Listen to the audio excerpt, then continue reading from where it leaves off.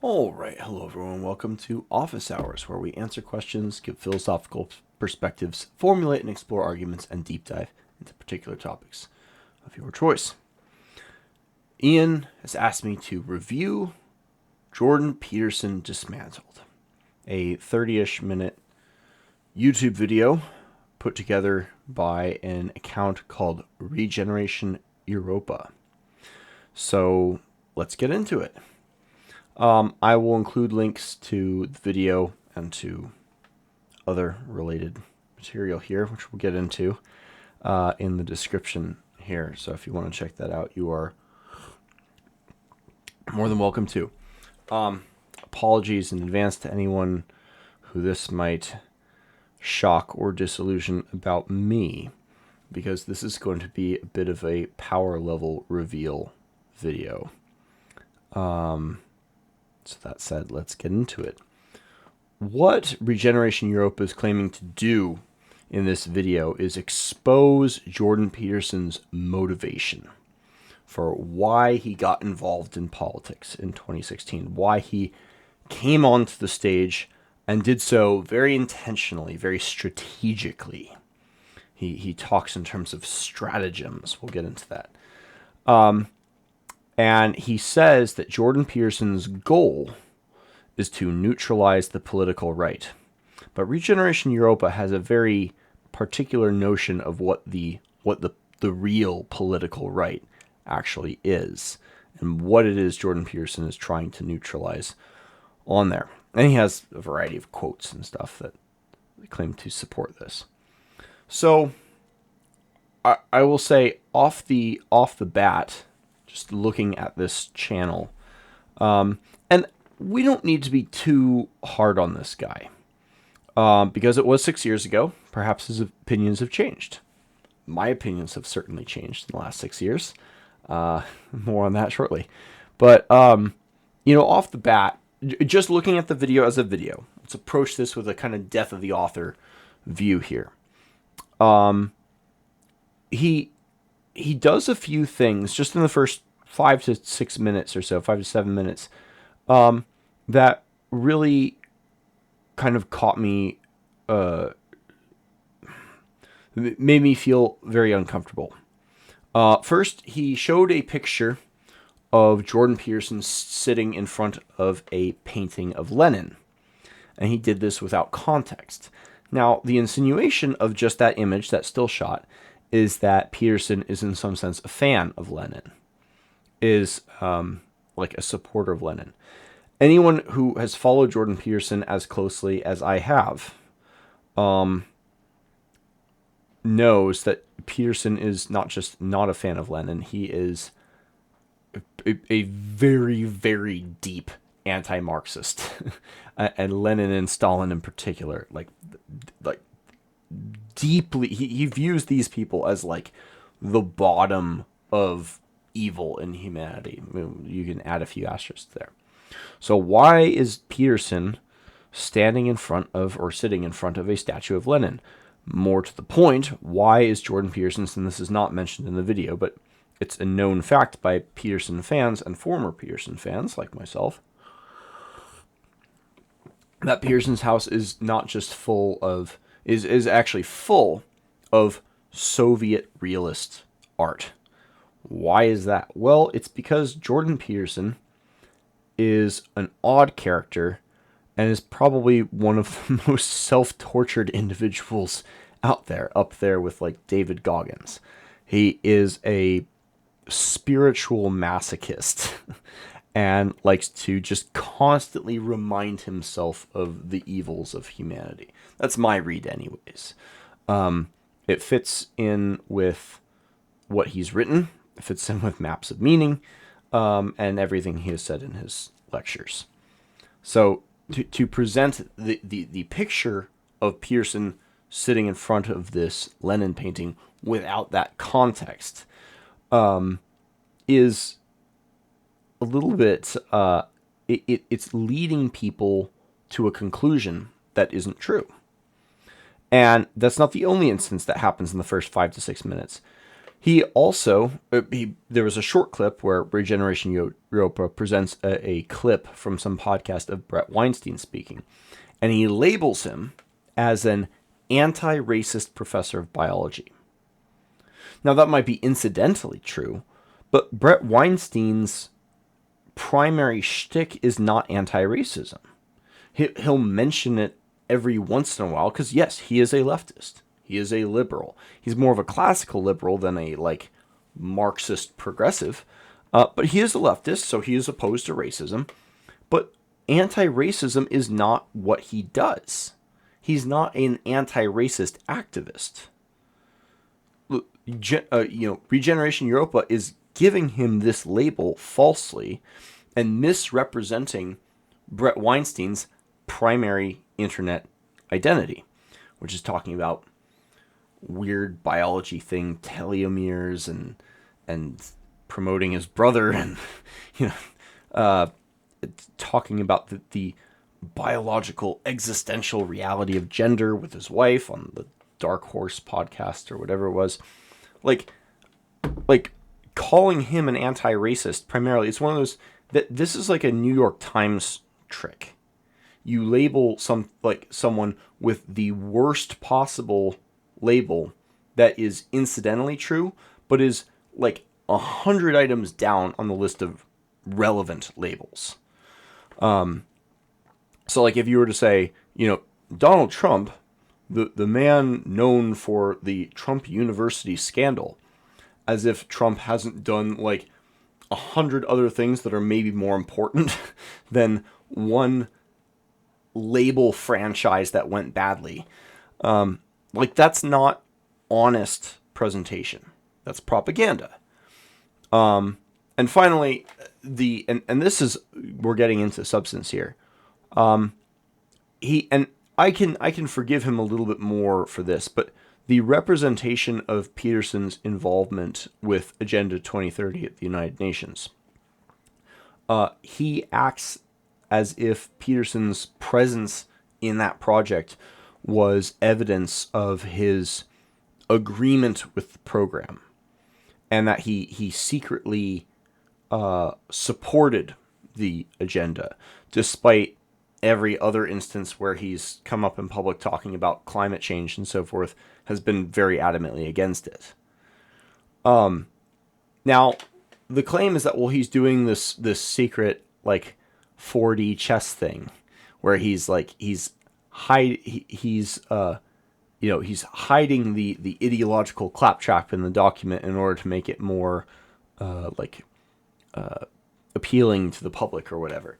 But he will at other times speak quite openly and plainly about his real opinions. So if all of his real opinions are, if his real opinions are sincere when they're left wing, but they're just tricks to pace and lead you when they're slightly right wing, then you don't actually have a standard for an objective standard for gauging what his actual position is. You've just created a standard where everything he says is confirmation bias for what you want to believe about him. So, and this goes to one of the other points that he makes in the beginning is he says, Jordan Peterson didn't sound the alarm. He didn't sound the alarm during, as leftism was getting more and more powerful. It was only in 2016 that he rose to prominence and started coming out and talking politically and publicly. Well, okay, first of all, there's a number of different reasons. First of all, there's a number of people who emerged in that era in 2015, 2016 as public figures. Why did they only arise in this time?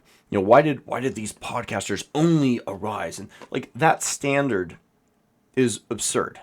There are all kinds of reasons why dissident professors might choose to keep quiet in academia. And we all know most of them, right? It's dangerous, professionally, even personally, to do that. Of course, it's reasonable to expect someone to do that and only to raise the alarm once things have gotten to a certain threshold, and or if you think it has suddenly become a little bit safer to do so. I don't know if either or both of those apply to Peterson, it doesn't matter, but the this standard for judging is like, it's a common, it's what I'm going to call rhetorical reasoning. There's a whole category of arguments, and perhaps the most famous one comes from the most famous rhetorician, and that's Cicero. When he said, I refuse to say Cicero, I'm sorry. When he said, "Cui bono," who benefits? And you can use this argument to sort of evo-psych, spin a plausible tale of why something would have come into being the way it was, that's entirely speculative. But if you begin with that cui bono reasoning, like you can make almost anything sound plausible. Which is not to say that cui bono can't be a useful thinking tool, but it's not. It's a rhetorical argument. It's not a logical argument. And this why now? Why did they come to the stage? Why did they take up the charge now? Why not before? That can be made of anyone or anything. That charge can be made, that cause for suspicion can be directed towards anyone and anything. And the reality of why people's timing is the way it is almost always has 100 different factors involved, many of which are personal and contextual within their lives. This is a rhetorical argument. So I've gone on long enough on this. From the beginning, and we haven't even gotten into the content yet, from the beginning, Regeneration Europa is a propaganda channel. He is creating propaganda designed to create an association with Peterson in the advance of his, Regeneration Europa's, own ideology. So, and we'll get into what that is. You might be able to guess by the name. If you're not new to the channel, you knew as soon as I said the channel title what his shtick is. He is a white nationalist. He's a white nationalist propaganda channel, and that's what we're reviewing today. Does that mean that he's going to get a lot of things wrong? Why, yes, it does. Does it mean he gets everything wrong? No, it does not. And we'll try to... we'll get into that. But what bothers me is not so much the ideology he's advancing, but the means by which he is advancing it, namely by misrepresentation here. And it's one of the charges he levels at Peterson. He says Peterson is doing propaganda. That might also be true. And we'll get into that. So, he starts this claim by asserting that what spurred Peterson to action was not the left, because he was in academia for 20 years or whatever. It was the rise of the right. And he quotes Peterson as saying it was this fear of the radical right that brought him, that drew him into the political domain. And there is a degree of truth to that. Peterson is, I believe, fundamentally driven by a very, very deep existential fear that seems to be wrecking him emotionally, spiritually, and to some degree physically too. This anxiety that's just eating him. It's very unpleasant to watch. But the claim that he was primarily responding to the right, I think is just literally not true. He has always had a sort of circumspect awareness of the dangers of the right. But when he first began to speak out at the University of Toronto, he was literally, directly responding to the left. And his message has indirectly, through his followers, hit the left. He has probably had a fairly outsized effect in reducing the popularity of the radical left in the last 5 to 10 years. He's played a big role in that. So bringing up the danger, and it's also worth mentioning, bringing up the dangers of the right as a rhetorical tool to reach moderates, That's a very normal thing to do. If you say, if someone were to, it's just a better way to persuade people in the middle.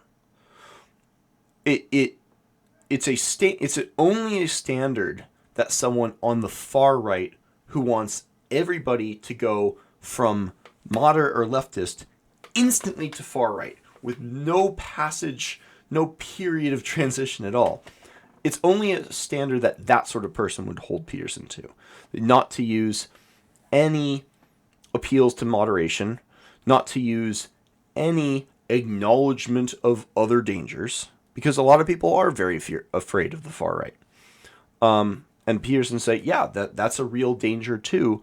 And I think a great problem with the left is it's going to create this pendulum on the right. That's a normal argument to make. There's nothing inherently nefarious about that, and it would even be a reasonable argument to make if you were fairly far on the right. Say, like, hey, you and I disagree, but there are levels of extremes that maybe we don't want to get to in terms of violence and conflict and so forth, and the level of extremity you're taking things to, you leftist, is going to create reciprocity. Maybe we don't want to play that game. Maybe we don't want to use gas weapons in our Second World War. Maybe we won't do that after we saw what happened in the First World War. There's nothing wrong with using that argument, in my opinion.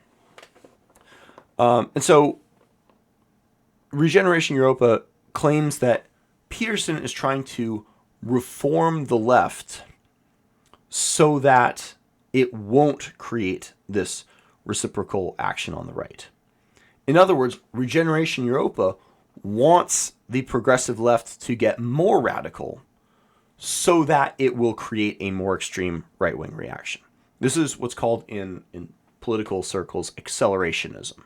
Let's push the bad thing harder to create an opposite thing. And this is where James Lindsay would be, see, it's Marxist dialectic, the synthesis, and then the Hegelian.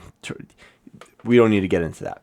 I don't think that Regeneration Europa is a Marxist or Hegelian. It's just a funny rhetorical observation, and the sort of thing that he accuses Peterson of doing.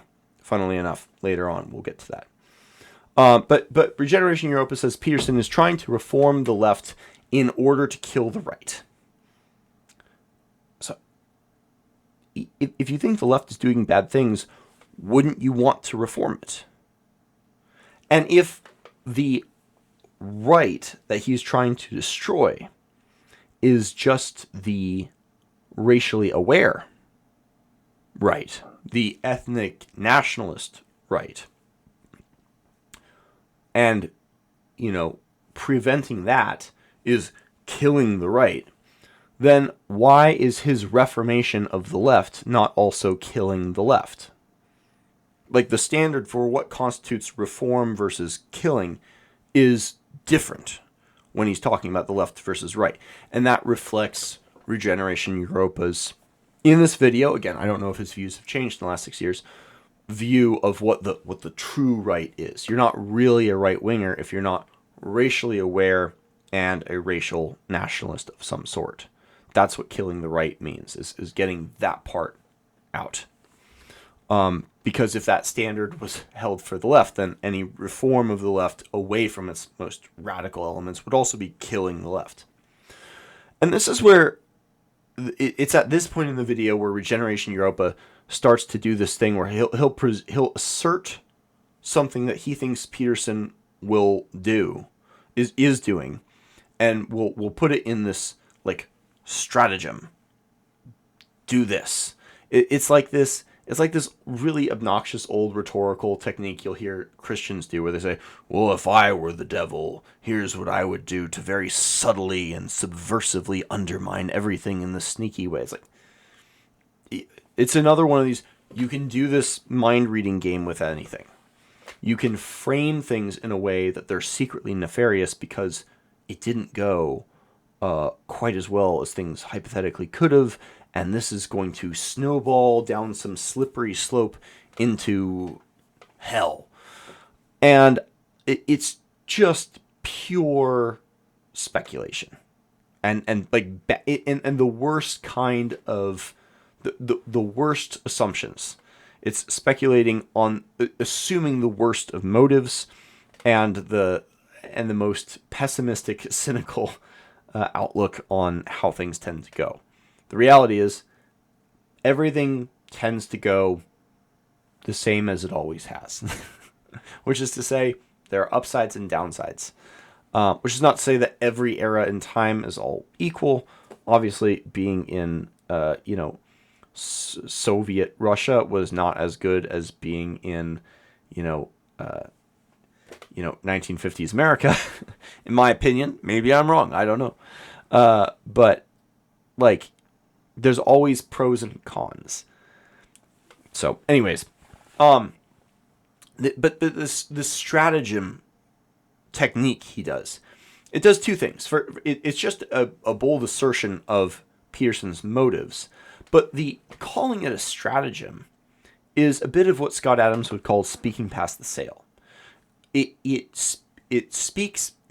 gets right past the question of whether Peterson is doing this, and it insinuates that he's doing it intentionally. And it gets your brain to the question, oh, is he doing it intentionally or is he not doing it intentionally? And it sneaks in the idea that he's already doing it. It's a very concise propagandistic technique. And by the way, the fact that it's propaganda doesn't necessarily mean he's wrong. He could be right. I think in some of his assertions, he is correct. We'll get to those in a moment. But he says that Peterson is acting in this cunning, like Machiavellian manner, that he's strategizing all these moves. And I think Peterson is a lot more reactive than that, to be totally frank. But one of the first stratagems that he says Peterson is doing is his stratagem: accuse whites of using Marxist identity politics. Now, this is not a stratagem. This is Peterson's actual belief. He's an individualist. He is against group identities, basically full stop. And later, Regeneration Europa brings up some, what I think are some really weak exceptions, like Canadian tribal identities and things like that.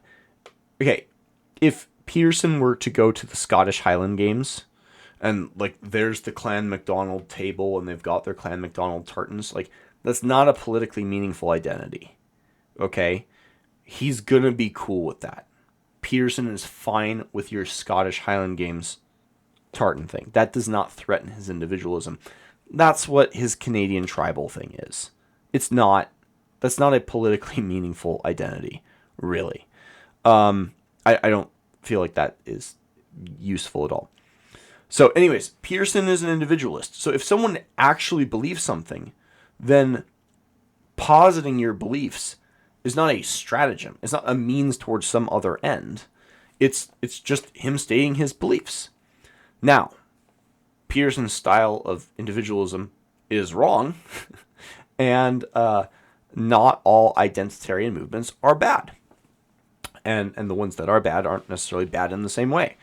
But Peterson being wrong doesn't make him this cunning Machiavellian string puller. He's talking about a particular kind of identity politics, which is the Marxist variety, and in his the clip that Regeneration Europa pulls of him talking about the Marxist origins in the French intellectuals of identity politics, he's talking specifically about modern identity politics. And, mixing a tangent here, mixing and matching different clips to piece together a painting of what his real image is, that's not getting at the truth. Well, I was saying that before, this is propaganda. This is how you get Rupar hoaxes. like the fine people hoax or the drinking bleach hoax. If you decontextualize a video, if you tell people what they're about to see, then you show them a clip, a cut clip, and then you tell them what you just saw. Like, you will convince people that they saw, oftentimes, the opposite of what was actually said. Now, Peterson, I'm not saying that Peterson doesn't group, Marxists and white identitarians in the same category as their dangers of group identity. He does group them together in that way, but he doesn't think they're the same. He doesn't assert that they're the same. He thinks he has all this Jungian language about the tyrannical father versus the death mother or whatever he's going to call it,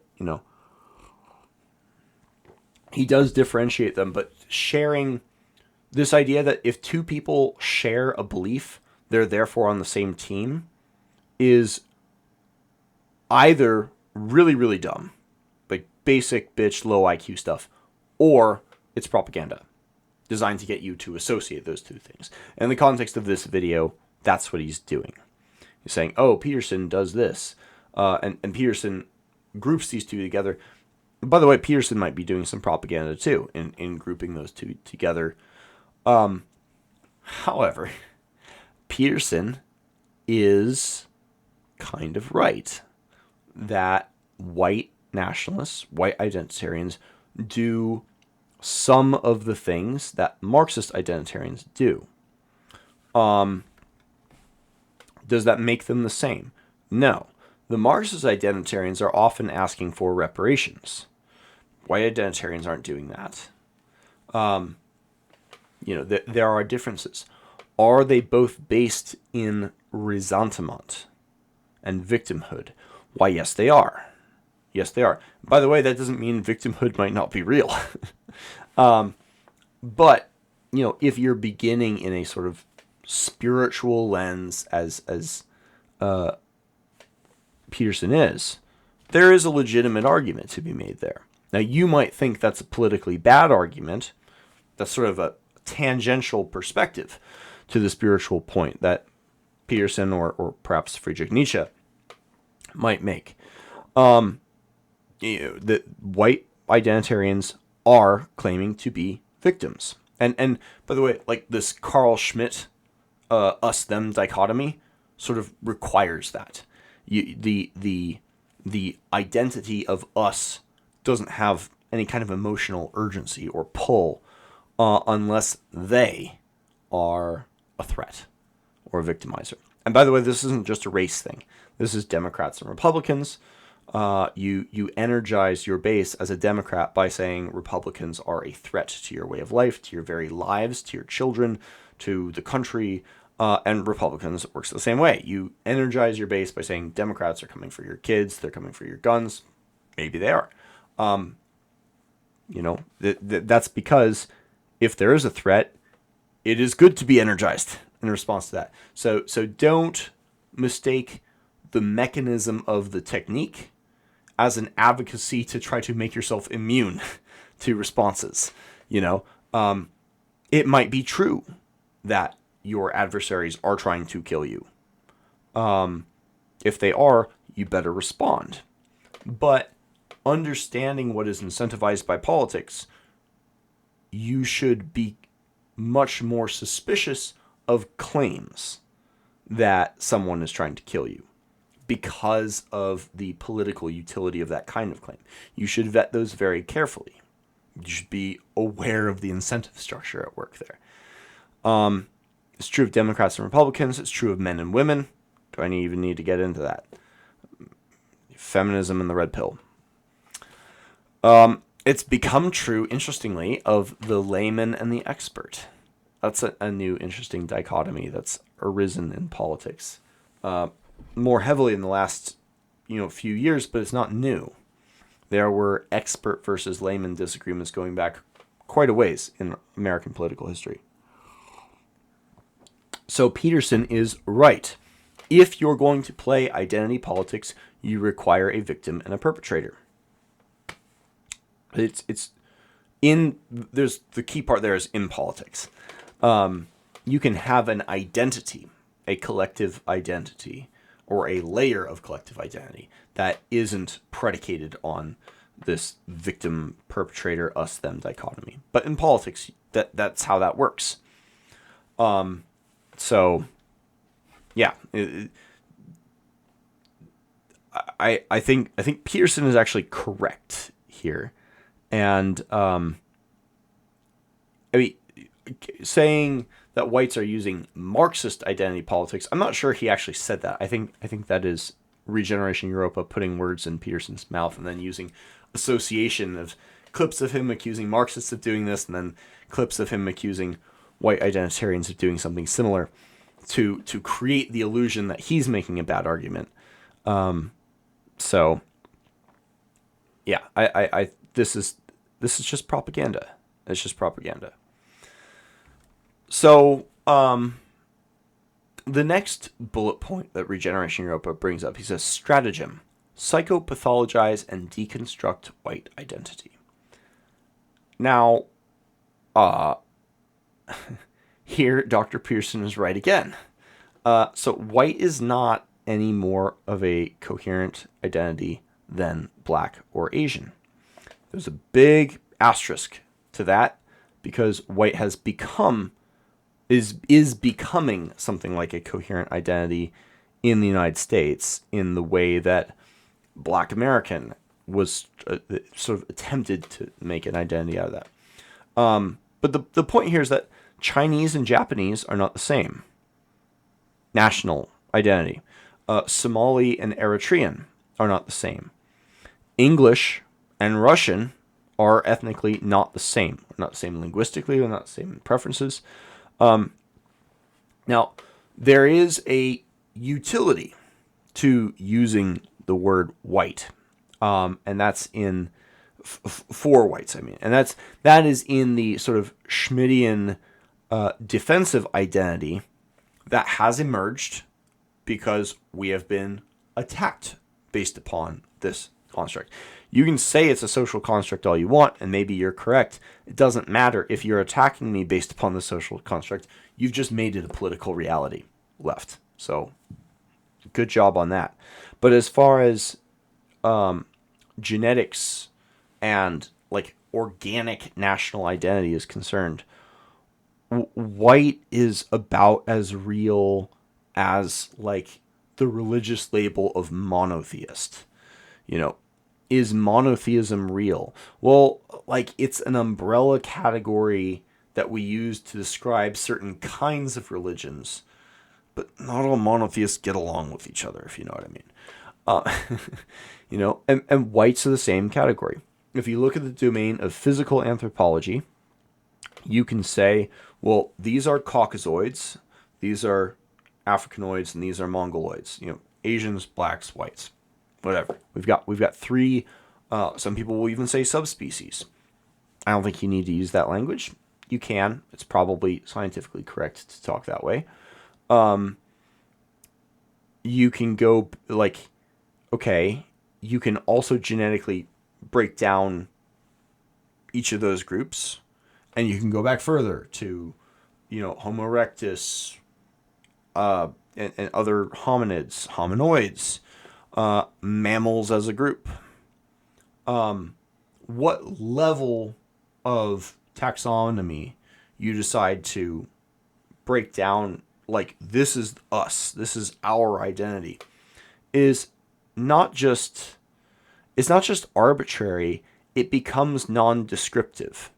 And like domestic dogs are a really good example of this, because most tribes will value the lives of their dogs over the lives of human strangers, right? Don't we have greater genetic compatibility with other human strangers than our dogs? Well, yeah, but it's not, and that matters, but it's not just about that, you know?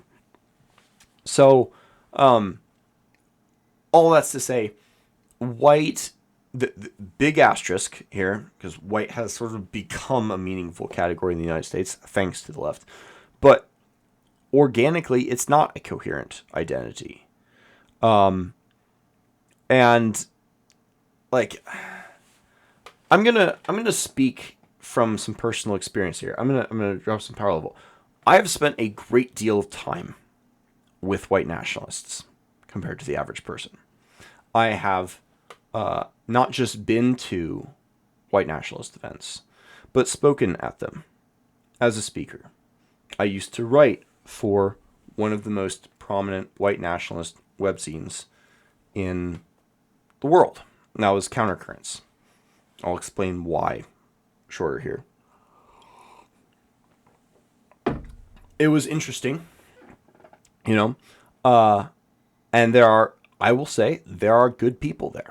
I will say it. There's very fine people there. Greg Johnson is a good person, I believe. However, there is a lot of pathology here.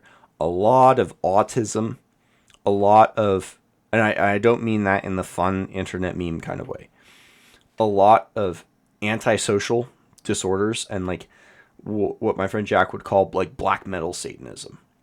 People who are fundamentally misanthropes, so they're going to adopt the ideology that is most offensive and most adversarial to the world. They're Nietzsche's tarantulas. Not all, or hashtag not all, but many people that are drawn to white nationalism are like that. It's a white nationalism is a reactionary identity, and it doesn't make sense outside of that context. I don't think, at least, there is a sense in which white nationalism can be made to work. For example, Greg Johnson will talk about white nationalism as England for the English, Finland for the Finns. It's just ethno-nationalism for white people. Okay? I disagree with that, but it's a coherent position. It speaks, and this was also, by the way, Vox Day's criticism of white nationalism. White is not an actual national category. It's this arbitrary kind of physical anthropology category. So in all of this, Jordan Peterson is actually correct to question and to deconstruct white identity. What we find on the radical left is not a deconstruction of white identity, but in fact, ironically, the construction of white identity. It is the left that has constructed whiteness. They created whiteness as we talk about it now. The left did that. And they talk about deconstructing it, but they created it so that they could talk about deconstructing it. Because what they want to deconstruct is not the concept. What they want to deconstruct is the infrastructure. What they want to deconstruct is the culture. What they want to deconstruct is the people.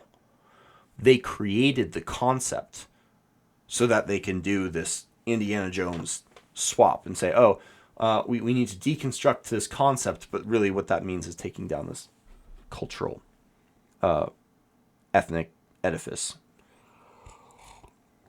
in its various forms, because their target is a little bit broader than any particular white group. Now, speaking of my background in this world, Regeneration Europa brings up a point in this subtopic about psychopathologizing and deconstructing white identity that I think is actually a good point. He says Peterson goes after pride as the sin, and say white nationalism and white pride commits the sin of pride. Perhaps it's an appropriate month to be talking about this. But I happen to believe that pride is a virtue. And I think when Regeneration Europa talks about this, it says, look, what people are talking about when they take pride in their ancestry, taking pride in their culture. The distinction he makes between taking responsibility for and appreciating versus imagining yourself to be responsible for is a very good distinction. And I don't want to sound too patting myself on the back here on this point, because this video by Regeneration Europa came out 6 years ago. 7 years ago, I published an article on countercurrents called "The Sin of Pride," with a picture of Jordan Peterson on it, and well, I'll let you judge for yourself whether you think Regeneration Europa might have been influenced by my article or not. He pulls exactly the same quotes. He makes exactly the same points I made, and he even uses some of the language, the specific language I use in relation to the difference between taking pride in versus taking pride from, talking about the sin of hubris, and that whole distinction. So I might have influenced the video I am now analyzing and criticizing in a very strange way. So I will let you viewers be the judge of that strange coincidence if you're interested. And moreover, I think that Peterson is not just on the point of pride, but I think Peterson is wrong in his talk of identity as a whole. He talks about, and Regeneration Europa correctly brings up, like, if you reject anything as, like, that is unearned, as, like, not a legitimate part of your identity, that takes you to some very strange places, because most of our identity is actually unearned. You know, our genetics, our gender, our nationality, who our parents were, where we were born, the language we grew up speaking, none of that was chosen. And even if it was chosen, it wasn't earned. We received this. Our bodies are inherited. We didn't create our own bodies. Our mothers did that, with some help from our father. Most of what we are came from something that existed before us. And here the identitarians, I believe, have a pretty important, correct point. The question is, what's the correct level to focus on? Because we could talk in the, like, psychonaut crowd is like, oh, it's all the world, man. Or you get, like, really, really, really nuclear, which is sort of what Jordan Peterson is doing with his radical individualism. And there is kind of a horseshoe point where individualism and the LSD-fueled psychonaut kind of merge back together. And I think Jung is sort of right at that cusp. But I think if you reject unearned identity, you reject the material substrate of your own body.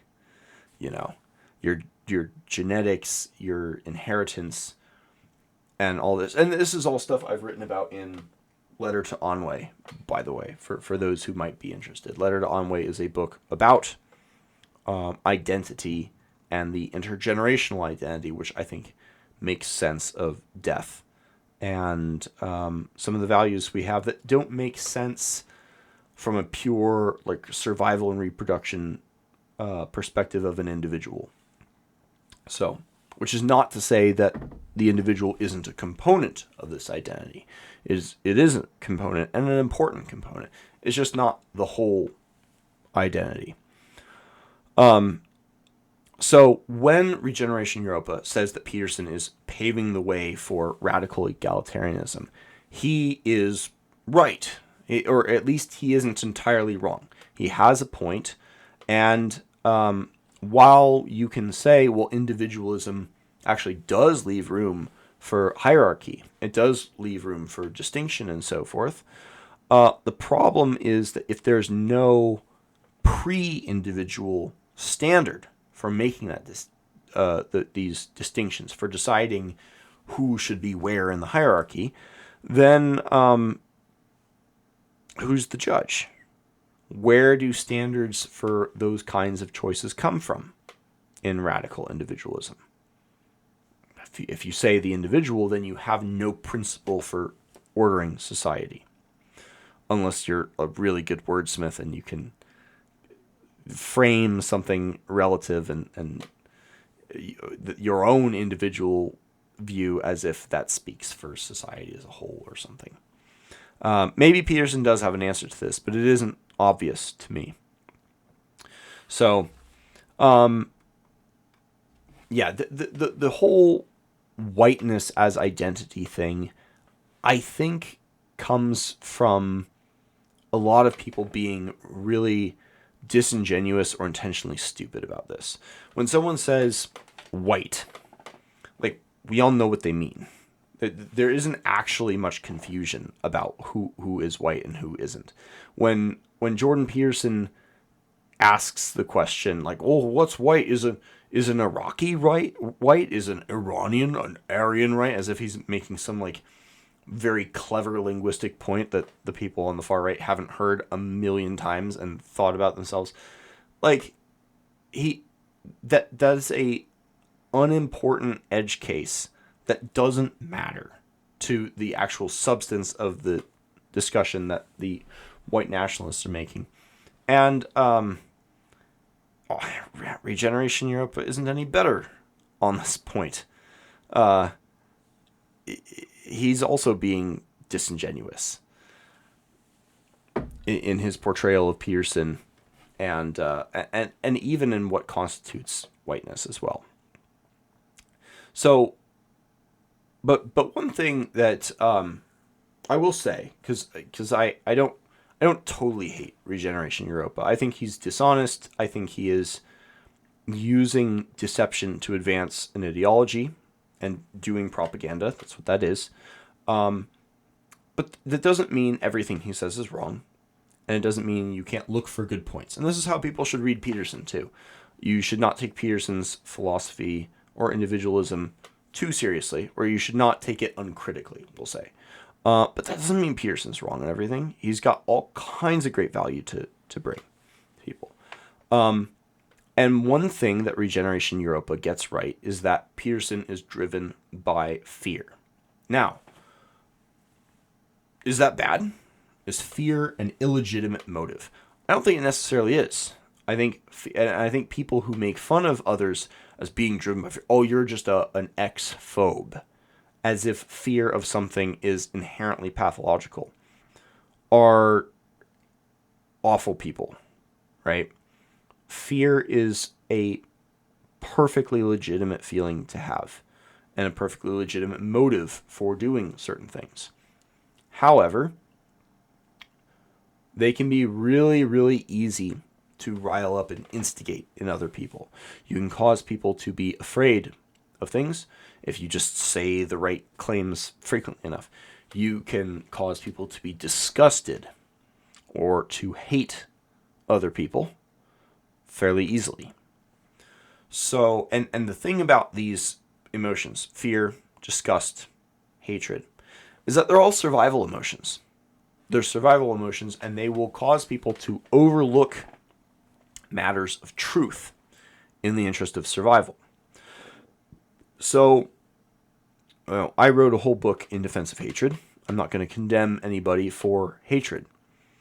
But if someone is primarily driven by hatred or disgust or fear, they are probably going to be overlooking or looking past important problems, important questions of truth, and they will probably be willing to use deception in order to do what they think is necessary to survive, which is what Regeneration Europa is doing here, who claimed that European civilization and people are under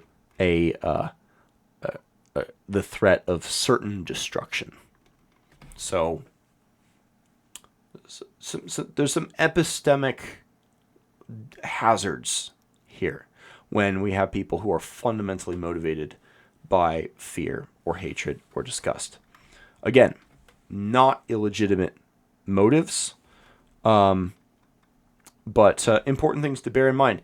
And when you are feeling those things, it really pays to make sure that your fear or hatred or disgust is justified, is warranted. Do your research, and also be very wary of confirmation bias while you're doing your research, because you can talk yourself into anything with confirmation bias and be like, oh, yeah, I did my own research. It's like, well, you found, you can find 100 cases of almost anything. You can find 100 cases of man kills woman and conclude that men are more dangerous than bears. Fucking stupid. Anyways, next point. He says, stratagem, combine self-help, political ideology, and religion. So Jordan Peterson is layering his self-help inside of a political ideology, which is also like expressed using religious language. I think this is Regeneration Europa's best point, and maybe his biggest and his most important criticism of Peterson and Peterson's followers. Radical individualism is an ideology. Now, that doesn't make it bad, but it does become a problem if Peterson says that ideology is the great problem. So here's my ideology that solves ideology. Like, all ideologies do this. Freaking Marxism. Marx described everything that wasn't Marxism as ideology, right? But Marxism is science. So, anyways, I think Peterson has a selective and ideological interpretation of Western stories when he claims that they all sort of coalesce around this conclusion that radical individualism, that the divine individual, like that's not the takeaway. And it's not the takeaway because all the stories in the Western canon don't agree with each other. They don't. There isn't a singular story. Now, if you begin with the Bible and read everything through a tortured, acrobatic, ideological lens, you can kind of cram all those circular pegs into that round hole. But if you just go back a step further to the real foundations of Western literature, which is not the Bible, but Homer, you get value disagreement from one book to the next. The Iliad and the Odyssey paint two different and not necessarily, but oftentimes competing ideals. The hero of Achilles and the man, Odysseus. The Western canon does not agree on each other. It gives us this kaleidoscope of source material, of texture and association and inspiration to draw from. And like a language, like imagine saying the message of English is whatever you fill in that blank with is stupid, right? English does not have a message. It has a tone, it has a flavor to it. And that's what we're talking about when we talk about like culture. But the idea that the English would have a message, what's the meaning of Russian? No, it's a vehicle for sharing many meanings. That's the Western canon. So Regeneration Europa, in talking about this self-help, political ideology, religious porridge that Jordan Peterson has brewed up, he says that he's basically creating this framework and then using his psychiatric and psychological credentials to diagnose everybody with any kind of group identity as suffering from some kind of psychological pathology. I think that's correct. And the point that he makes about, if you criticize Peterson in front of one of his fan who has done his self-help work, who has picked up his room, has improved himself in some way, and has mentally linked that self-improvement with Peterson's ideology, will now associate your criticism of Peterson's ideas with being a criticism of the improvement you've made to yourself, as a criticism of yourself in some way. It's kind of a cult move. But I think that is the dynamic that's been created in many Peterson followers. And I think Regeneration Europa's point there is essentially correct. Doesn't have anything to do with white nationalism, my opinion, but here we are. And he makes an interesting point about the self-branding, the use of the frog to mimetically jump in, and the positioning of the halo behind him in some of his videos. It's kind of creepy. Maybe not that interesting. I'm sorry, this video is going on kind of long, but there's a lot going on here. I'll do an hour-long review of a 30-minute video. Final point. Stratagem. Exclude the radical right from the debate. And this is kind of true, and it's a bit of a conundrum for Peterson, isn't it? Because he positioned himself as a very big free speech guy, open debate guy. Or is it a conundrum? Allow me to share some personal experience here that will maybe explain how I ended up writing for a white nationalist publication. I started writing for Countercurrents back in 2016, 2017, somewhere in that 2016, I think. I'll have to double check my dates there, my timeline. But because I was deeply concerned with free speech. I was a sort of recovering default liberal. I discovered libertarianism. I voted for Gary Johnson. I was a big fan of liberty and freedom. And freedom of speech was my shtick. That was what I cared about tremendously since really 2012 was when I started digging into this stuff at school. And the most censored people at the time were white nationalists.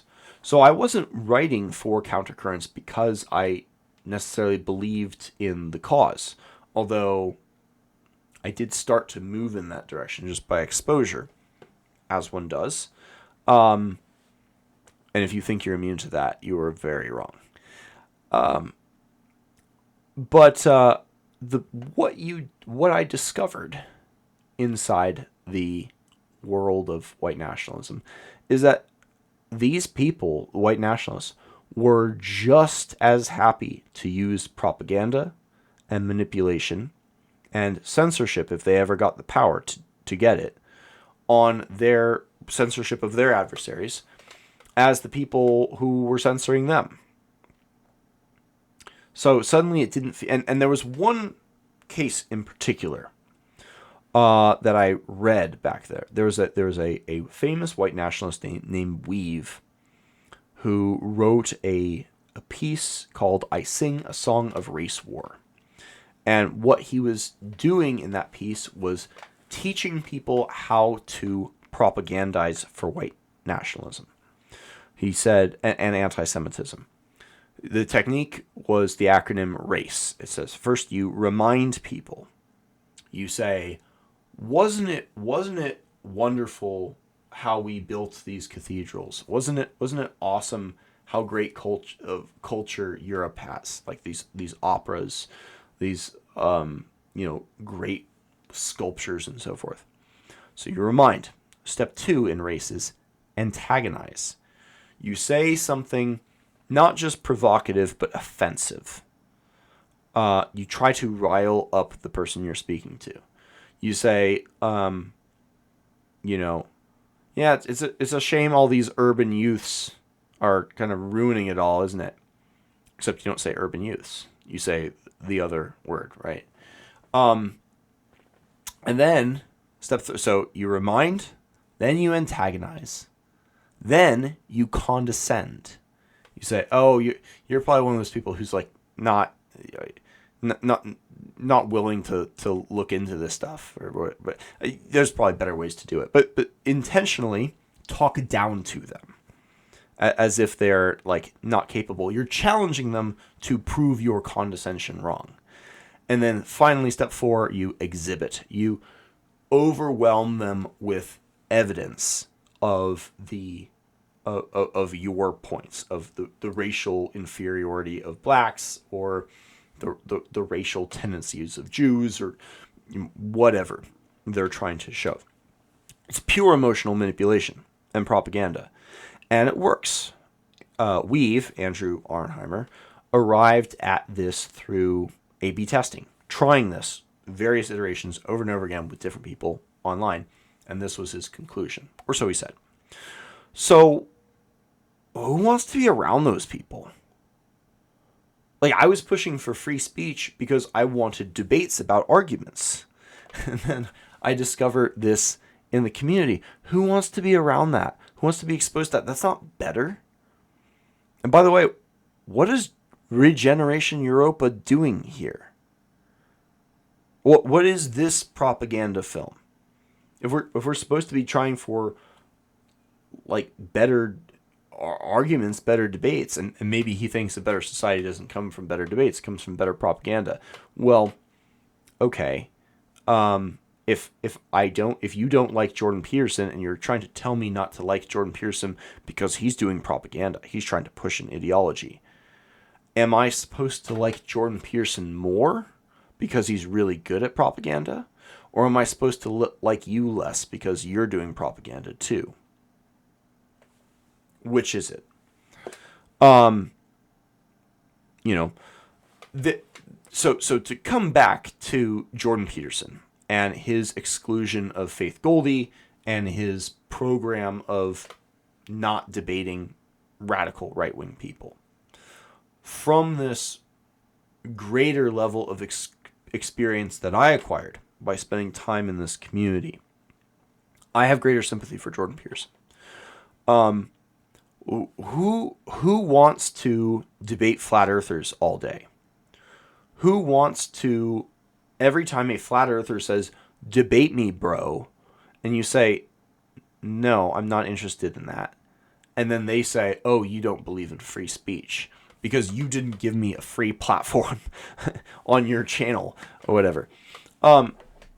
If you believe in free speech, you are not obliged to platform and speak with religious adversaries and cultists and anybody who demands your microphone. That just turns free speech into compelled speech. Now, there's a whole other conversation to be had about what free speech actually means, what its limits are, where it comes from, and so forth. But one of the original things that free speech, the freedom of speech, those outlined in the First Amendment, actually prohibited, aside from prior restraint, was compelled speech.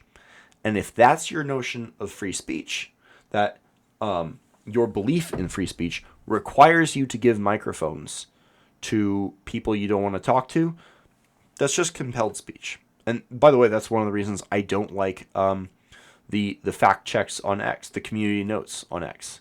I believe that's a form of compelled speech. Maybe it's functional, but I think it's a bad precedent. Just a personal opinion. And the people who make this claim, who say, "Oh, like if you don't platform the people I like, then you don't believe in free speech." That's parasite argument. That's a freeloader argument. Go make your own channel, do the work to rise up, create a following, and if YouTube censors you, that's censorship. That's opposition to free speech. I will not forgive YouTube for getting rid of Stefan Molyneux, and many other people. But we can have the Section 230 argument elsewhere. And there is a no. I won't talk about the IQ thing. We've gone on long enough. So overall, I think this video was bad, to put it mildly. I think he brings up some interesting points, and not just my own indirectly through the article about pride, the sin of pride versus the virtue of pride, but particularly the point about Peterson's blending of self-help and spirituality in politics. I think that's an important point to bear in mind. But the idea that Peterson is primarily motivated by anti-white sentiment, and first of all, there's a question of what anti-white means, because if Am I anti-white because I think the concept is dumb? Like if I like white people, but I don't agree with the concept of white. Well, I guess you could ask, well, what do you mean you like white people? I like a lot of white people. What can I say? I also like black people and Asians. Some of them. There's always a few good people in every group, including whites, including Russians. That's a harder one. I'll quit my racist jokes now. I think this is I think Regeneration Europa's claim that this is Peterson's primary objective, and his goal is to inoculate white men against racial awareness. He is trying to do that, but it's such a silly thing to say because he's trying to do so much more than that. That is a small component and a byproduct of the larger thing he is trying to do in advancing radical individualism. If you want a real glimpse at Peterson's motivation, just read his book. Just read, and I don't mean 12 Rules for Life or Beyond Chaos, or I mean Maps of Meaning. He says it directly. He's terrified of nuclear war. That's it. He's afraid of conflict. He's been driven by this fear. And by the way, many boomers were deeply psychologically damaged by the Cold War. He says this directly in some of his early lectures. If you go back to 2015, 2016, listening to Jordan Peterson talk about visiting like museums where they have fragments of the nuclear bombs and things like it left a very severe impression on him as a young man, and it led to him thinking about what like modern transhumanists would call existential risk quite a bit. So like Regeneration Europa is partially correct, but his tunnel vision on his ideology actually prevents him from seeing the broader picture of what Peterson is doing. So I don't think this was a particularly great video. It brings up some good points, brings up a lot of bad points, and it's basically one propagandist trying to do propaganda about another propagandist. There's some value in disentangling that and in seeing the techniques, things like speaking past the sale, visual association, like the picture of him with Lenin, things like that. You can put in the back of your head and remember. I guess this is sort of a mild educational video about propaganda, as well as my own sordid intellectual past. But we'll call it good at an hour. Hope this was educational, or at the very least interesting to some people. Thanks so much for listening, and take care.